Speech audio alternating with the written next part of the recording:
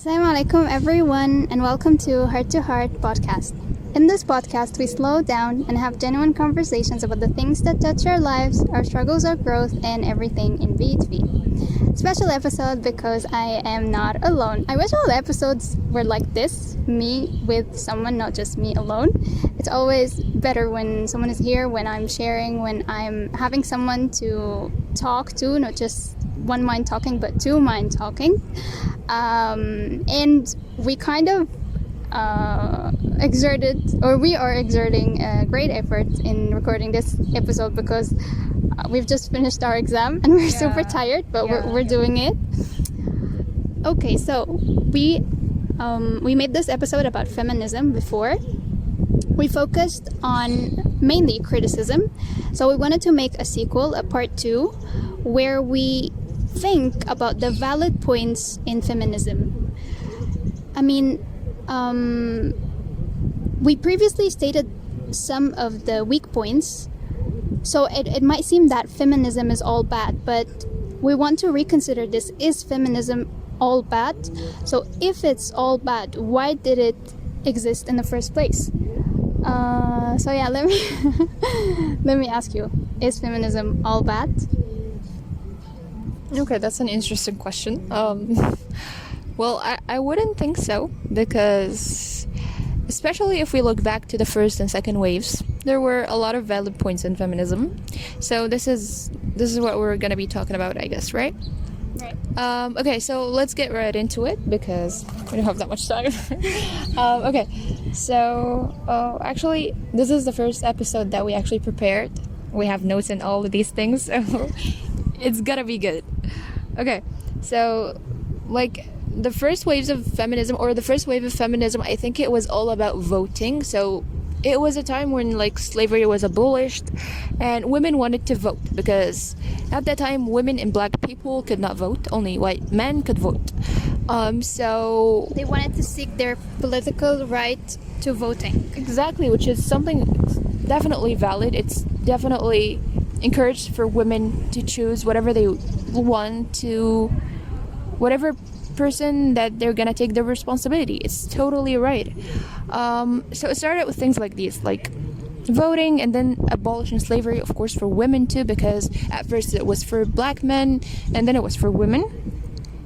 And earlier waves also tackled education because they wanted to be educated, and that's totally right too. Yeah, and this is actually so interesting, like this point specifically, education, because you know that Muslim lantern. So there was this guy, he was asking him, he told him, you can ask me whatever you like about Islam. And the guy, it was a girl. So the girl, she told him, what about education? Are women in Islam allowed access to education? And the guy, I loved how he responded to her. So he was like, I'm sorry, what? I don't understand the question. What do you mean? Because exactly, it's totally fine. It's actually encouraged for both men and women to learn. Like we have this hadith, Definitely. right? And surprisingly, it is like she might have asked this question because in the Western societies they suffered from this, so she has this in the back of her minds that you know what, women Can't study, exactly, they're not smart enough, so they're basically projecting this on us, but yes. Babe, this is not us. Yes, because very recently they started sending women to universities, because universities was only exclusive to men for a really long time, I think until the 50s or something. And only after the 50s they started sending girls to college to study in universities. But for us, I think the first ever university was built by a woman, right? I think so. I came across this information somewhere, but I think the first university ever in the Arab world, or in Egypt, precisely, was built by a woman. I don't know exactly, but yeah, but regardless of this, but the fact that we encourage, or ideally Islam encourages us to learn, Yes, black men and women equally. We're adjusting things. Yeah, go on. And despite the fact that actually we still have, like in rural areas, Yep. you find people who do And not. by the way, that's not Islam. Exactly. So this is more of a cultural thing than it is of a religious thing. The flies. The flies are the sponsors of this episode. Okay. Exactly. So it wasn't like, I acknowledge that there are a lot of places in the Arab world, or in every piece of the world, but especially rural Arab world, that women don't get the chances of education that men get. But that's not because that's Islam, it's because that's tradition. That's just culture. It's nothing about the religion, because in Islam learning is very much encouraged, of course, like learning the religion itself and learning other stuff, other sciences as well, because we believe that everything pours into Islam. Still, if we get doctors, if we get engineers, if we get knowledge people, that's gonna help the religion. That's gonna still maintain us being a strong nation. So first thing, education and voting and slavery is like out of the table. Those are things that they actually needed to do, to ask for, which is very, like, it was rightful. Yeah. So first wave feminism holds so much potential for women to actually get them out of real discrimination, like discrimination in slavery, education, voting. Yes. And I remember they call it the age of suffrage, because like women were suffering so much from different aspects. But one thing I want to talk about is, and maybe I did not note this here, but I want to bring it up, is the condition of women in the Victorian age, 18th, 19th century, that the role of women as a housewife only. Like, you know, there's and I guess we do have these thoughts nowadays. It's like a mother. Something is burning. Something like that. What is that? Food. Oh, okay. Because you're hungry. Yeah. You can smell it. Okay. So it's that a mother, all that she wants from life is for her daughters to get married, Exactly. to secure a rich husband, Exactly. Oh my god. and this what identifies her husband. Like they even when they call when a girl is married, her name is changed to her husband. Yes. I feel like this is controversial, because to a certain extent I do agree with this to a certain extent. It's like marriage is, I mean, if you're a wife, though, that's a huge part of your identity, but at the same time, the oppression or the overwhelming patriarchal attitude towards women is limiting their freedom in a way. So it's like you are imposing things on women to do, like they have to do these things for you because she's a woman and she cannot do anything without you. You support her financially. Oh yes. Yeah. Yeah, I feel like, yes, I feel like you're so right, because I always have this idea of how marriage is often portrayed. It's like a man going and fighting the world, and then he comes back home to his wife to pamper him, to, I don't know, hug him, give him kisses, and all of these things, as if the man is the only one that's fighting things in the world. Like, it's always the man, the main character, and then the woman What she's coming, doing is giving the is the caregiver. default. Yes.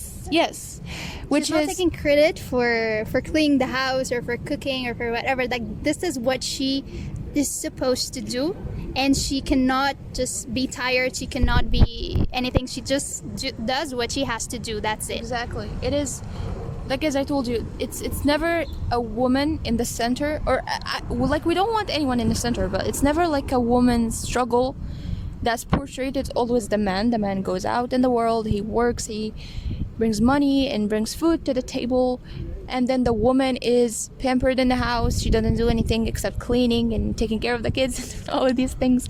So it's always the man that has to be taken care of, and that's the job of the mother or the wife, which is not right.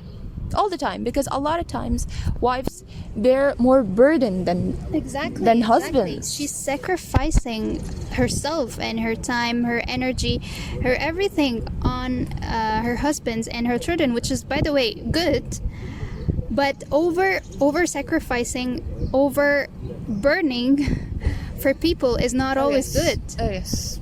Like I feel like a lot of, I don't know, like this is definitely cultural, but I feel like when a woman gets married, her being a woman is totally erased. She just becomes a wife and a mother. She has no other identity besides this. She just has to be a good wife to her husband and a good mother to her kids. But her as a woman, outside of all of these things, I feel like her life is erased. Like, it's rarely when you find wives that have hobbies, that have things outside marriage that they do. So I feel like this is the bad part. It's not bad to be a wife. It's not bad to be a good mother. Of course, it is encouraged. It's something amazing. But I feel like it's definitely bad to erase everything about you as a woman, separate person, just to give everything, all of your time to your kids and your husband. So I feel like everyone has to have this certain amount of time for herself. It has to be for her deen, for herself, even like in dunya, all of these things. Like, it cannot just wipe off all of her identity for her family. Exactly, especially that if God forbids divorce happens, then it would leave a big void, because suddenly all your life being only a wife and a mother is just is taken away, because at this point you will only, for example, be a mother and not a wife. You will start living alone, or you want to find a job or whatever to support yourself financially. So you have to be ready for this. Exactly. You know what? That brings to my mind that the only relationship that is consistent, that is everything is about, is your relationship with God, with Allah. All of the other relationships are just bridges to bring you to Allah. Wow. Whether it's marriage, whether it's kids, whether it's the people around you, your family, your mom, your dad, all of these people, of course, they have a lot of credit to be giving, but all of these relationships should always lead you to Allah. If they don't, then they're wrong. So, of course, marriage has to take a lot of space in every person's, like, man or woman's lives, but it doesn't have to be the bigger part. It can be the bigger or the biggest thing, because the biggest relationship that you always have to invest in is your relationship with Allah, not with any other human being. And all of the other relationships are part of that relationship, because Allah, you want to build a good relationship with Allah, and Allah tells you to get married. That's why you get married, not because you want to get married to, of course, those are like secondary reasons that you want to get married, to have children and to have connection and to have all of these things. But the very primary reason is should be is that you are obeying Allah and you are investing in your relationship with Him. I'm sorry. Wow. Oh my God. I truly love that. I really love that. The idea that what all of the things that you're doing, you're basically doing them for the sake of Allah. Even your relationships, you getting married, you bearing children, having kids, raising them up. This is just amazing, because I feel like nowadays we tend to focus on like the secondary things that you mentioned. Oh, I need connection. Oh, I need I don't know, I need to get married. I need a rich husband. I mean, it's good, of course, these things are good, and these okay, if we had them, we'll be happy. But only these things only will not lead to a successful marriage, because the most important point is, as you said, your relationship with Allah should conquer and should guide all the relationships, all your other relationship with people. Okay, turning back to feminism. Okay, so another valid point for feminism, which is wage difference, because I see a lot of women suffering from that. Because usually in a lot of countries in the world, I think in most countries in the world, in the workplaces, men earn more than women. Like, it can be two persons, one is a male, the other is a female. The female gets less than the male, even if she works harder, and even if she's better than the male, she still gets less money. And that is something so right to talk about, because I know, like, a lot of men argue that many women go to work to kill time, to get all of these things that they want, to get the makeup, to get the clothing. And I do agree about this because I've worked for a lot of, like, not a lot of time, but I worked. And I saw women that were there for nothing but nonsense.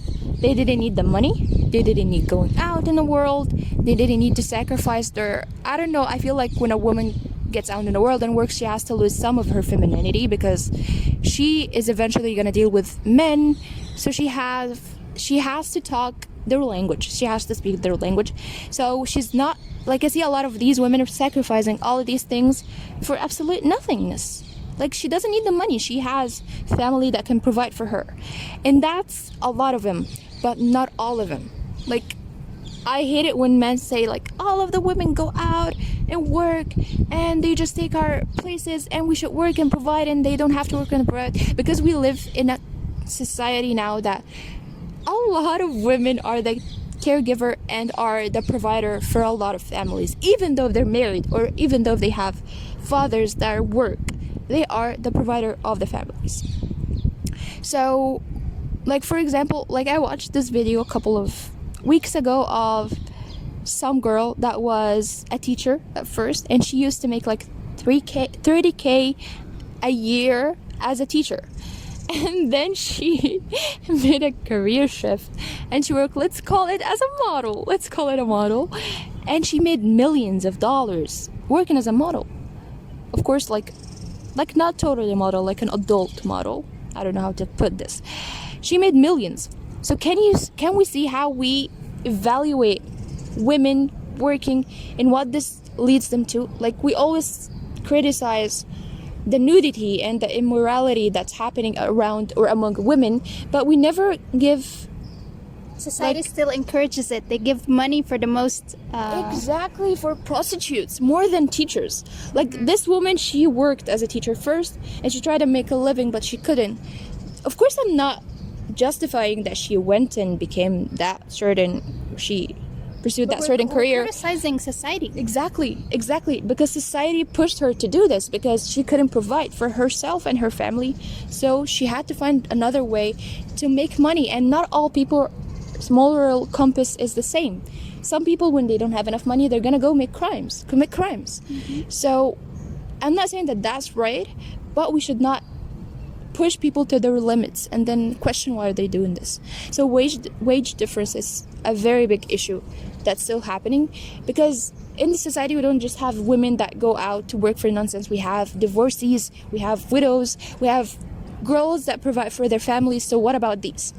They're always like, it has to be like there has to be, I don't know, it has to be a law or something that takes care of these people, these types of women alone. I'm not talking about women that go out there to work for makeup. I'm talking about women that go there to provide for other people. I feel like they have to take more money than males because they're doing so much and they're doing something that they should not be doing. Mm-hmm. And they're sacrificing so much, because in that case, the woman takes the role of both genders. She's both the male and the female. She takes care of the children, she is the mother, and she goes out in the world and she provides. Can I ask you a question? Mm-hmm. Okay. That thing you raised about sacrificing your femininity, Mm-hmm. I mean, that was an interesting take, but can you elaborate on that? Like, from what I understood, for you it seems like women's original role is not to be outside working with men. I wouldn't put it like this. It's not to be around men. Okay. So it's totally different. Like, I'm not talking about working as something, because working is another activity that human beings do. It doesn't mean anything like for different genders. It's the same thing, except for like things that like require physical effort. That's something different. Mm-hmm. But working as an activity is not something that I'm trying to say it's not for women. I'm talking about being around men, because the most workplaces like have mostly men. Free mixing? Yes, free mixing, and a lot of men that you have to deal with. Your manager is gonna be a man, your supervisor is gonna be a man, you're gonna work with colleagues that are men. And being around men for a long time, like usually 9 or 8 hours a day, is exhausting. It's draining. Even if you're not doing something haram, even if you're not mixing with them, it is draining, because there are a lot of things psychologically and physically that you always have to be aware of. You'll have to be aware of how you dress. You have to be aware of how you sit. You have to be aware of what you talk about. You have to be aware even of your gestures, because every single gesture that you do can invite someone or not invite someone to come and try to do something, try to convince you to do something. So it's a lot of emotional drain to be around men, because you'll have to take care of how you talk, how you deal with them, because eventually you'll have to deal with them, and that's totally fine. It's okay to deal with men in limitation if you have to. But I'm talking about, yes, it's permissible or it's not haram, but it takes a lot of your femininity. So, Wow. yeah, I think every woman out there that is working in an environment where there's a lot of men, which is like every environment, because I don't feel like there's any environment in this world right now that men are working like alone and women are working alone, or they're separated. You would prefer this? Definitely. Oh my god. Yes, definitely. And schools and everything and everywhere, not because we're paranoid or we're just extremist or anything, but because it's so much more comfortable. And it's not me talking, it's even studies. Like, it's very popular. It's like even now a cliche that girls in separated schools and like one-sex schools, they tend to be better, like they perform better academically, because you're not distracted. Like all of these things, you don't have to care about your outfit. You don't have to care about how About your attitude. You don't have to dress to impress. You don't have to make certain moves to grab attention. Exactly. And vice versa, you don't have to take care of all of these things if you're trying to please Allah. You don't have to take care, because all around you are women. You can do whatever you want. So it definitely brings more attention to the work. It brings more efficiency and productivity. So it's not about working as much as it's about being around men. That takes a lot of your femininity. And I cannot deny this, because I've worked when I didn't really care about these limitations, and I've worked when I cared about these limitations, and I could feel that even trying so hard, some things get lost in translation, and some limitations can be crossed, unfortunately, because you can't help everything all times. So yeah. Can I ask you a personal question? Yeah. Okay. How are you feeling when you were working without being aware of how your femininity is being sacrificed? It was so bad. It was. You'd think that Are you aware of this? Yes, but you think that when you're taking more care, it's worse. But it's not. Oh my goodness, it's so bad when you're working around men and you don't know how to deal with those men. When you deal freely with those men, when you laugh with those men, when you sit with those men. Oh my goodness, it was so bad. And I remember going back home each night feeling like shit, and I didn't know why. And now I know why, because my limitations were crossed, because this is something psychological, and it's something instinct. It's an instinct in the woman and in the man. When they deal with each other freely, it doesn't feel good. It can't feel good at the first of it, yeah, but afterwards it doesn't feel good. It feels so much emotionally draining for some reason. Even if nothing happens, even if you're friends, quote unquote friends, it is so much draining. And you always have this feeling in your heart that you're not comfortable. You're not comfortable sitting with those people. You're not comfortable going to work, because it's instinct. Does not align with what we should originally do as women, and what men should originally do as men. Exactly. Like even like young girls, when you get them a gift or something, you bring them like a baby doll, or a girl with dresses, or like a Barbie, because we are more inclined to be around our same sex. We get more comfortable being around our same sex, or the men in our lives. Like the closest men in our lives, our fathers, our brothers, our husbands, but not all the time. Even like I've never seen a woman be around her husband just exactly she is around her friends, for example. Her female friends, it's different, because it's different things, it's different setting. 100%, yeah. So yeah. Another question. Okay. I don't know. I have Going out of so script. many questions because I think this is gonna be because too what long. you're saying is so interesting. Okay. If it's It too, is oh, 24 it is minutes. so long. Okay. We're not making part 3. We have to end this. Okay, Okay. come on. One more question. Okay, one more question. Can we say vice versa? Can we say Mm-hmm. men who go do free mixing with women for long hours, that this undermines their masculinity? Oh yes, definitely. Oh my god, definitely. You can see it in them. Like if you go out and work, you can see men that spend more time around women. I don't know, they become something like I don't want to say a word, but it does affect them. It does. They become like women, like nosy, and they become latatin. I don't know, like it has to be said in Egyptian Arabic. They do. They get affected because it's not about the gender. It's about just human nature.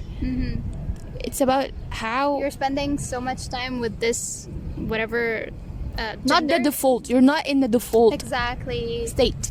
Exactly. That's why, like the doll example that you said, and even when we were kids, girls used to play with girls, boys play with boys. Exactly. Girls play girls games, boys play boys games. And if girls and boys were like played together, they would cry. The girls would cry at the end of it because boys are different. Yeah. They're more violent. They're more into like fighting and I stuff. remember in school, like boys, when I played with them, they used to take my bag and run, and I didn't know, like, is this Yes, a and game? this is their idea of having Oh, fun. this It's not the same for girls. And they used to throw it at a tree, and then I'll be like stressed out. I don't know how I'm gonna go home without my bag and so. Exactly. So, oh yeah, let's move to the third Okay. point. Okay. How? point. Okay. Okay. How feminists You're the host. I said should be dealt with. Exactly. Okay. So, I'm talking too much this time, but it's okay. I love it. I don't know. I feel like I'm stealing the show. It's not my show. Okay, so it's because I've been thinking about this all the time, and I talk to you about feminism all the time. That's why I'm talking mostly here. So the third point is how we should be dealing with feminism.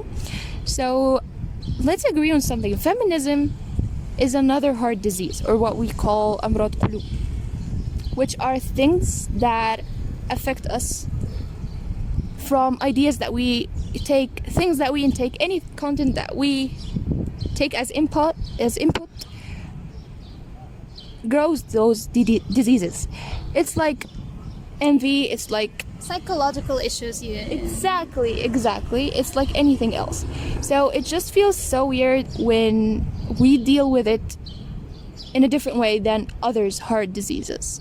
Like if you have someone, for example, that has envy, that's envious, that like Or projects greed. evil eyes, or greed, or something like this, you feel like the way like scholars are dealing with him is different than someone or a woman that's infected with feminism. You feel like it's always, I feel like, I don't know how to put it, but Wow. So you're suggesting that an extreme form of feminism is a heart disease? definitely feminism is a heart disease, because feminism is all about, like, feminists are hurt.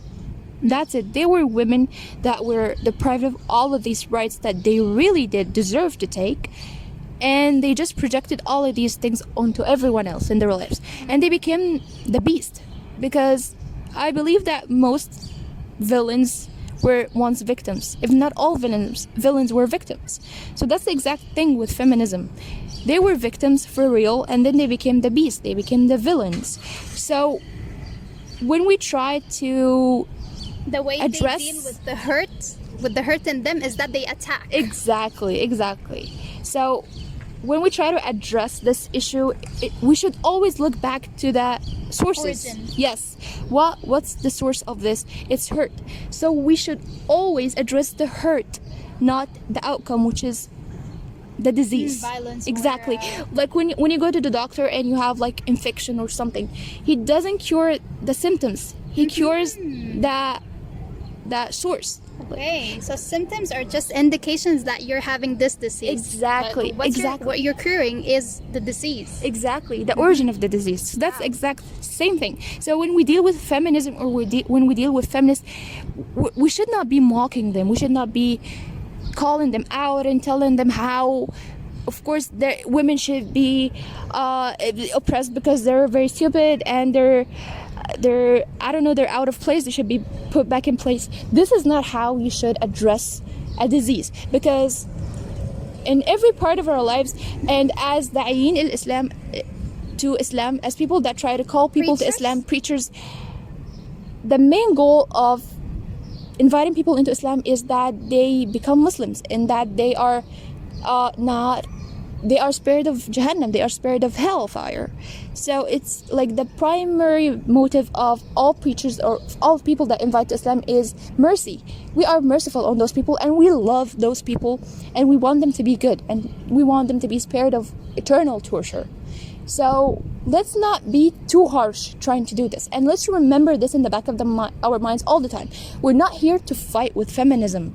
We're not fighting with all of these heart diseases. We're trying to get those people out of it. We are fighting with the demons of those people, not those people. Interesting. Yes, I've heard this before, is that when someone is behaving in a wrong way, it's not that person, it's their shaitan, it's their demon that's doing that, and you are fighting the demon, you're not fighting the human. You are trying to get the human out of this condition. So in doing that, in fighting that demon, let's not fight the person itself, because that doesn't do anything except driving them farther away from Islam and from religion and from the right path. So I think with feminism, we should be nice. We should be, mindful, and we should be, smooth. We should be merciful. Merciful. I love this word. Yes, merciful. we should be merciful. And mindful. Yes, and we should cure the sources and the origin, not the symptoms.